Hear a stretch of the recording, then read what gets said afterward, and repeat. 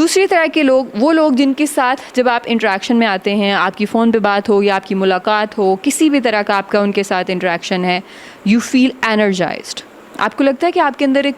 जान सी आ गई, एक नई तवानाई आ गई है, लेट्स से। और इसमें like I am not talking about that honeymoon phase here, like जो भी लड़की लड़का जब आपस में नए नए बात करना शुरू करते हैं, अगर हम रोमांटिक रिलेशनशिप्स की ही बात करें यहाँ पे पर्टिकुलरली, तो उसमें ये होता है कि शुरू में नॉवेलिटी होती है, ठीक है। नॉवेलिटी मीन्स नयापन, आपको एक बंदे के बारे में हर चीज़ नई नई सीखने को मिल रही है, डोपामीन बहुत ज़्यादा रिलीज़ हो रहा होता है एंटिसिपेशन में, सो दैट्स अनदर थिंग, ठीक है। What I am talking about here is कि आप एक इंसान के साथ every single time you're not feeling that dopamine, that rush, that feeling of जिसे एक्साइटमेंट और वो चीज़ कहते हैं, वो उसकी बात बिल्कुल नहीं हो रही। यहाँ पे एक सेटल एनर्जी, एक settle positive energy at times, जैसे लेट्स से आप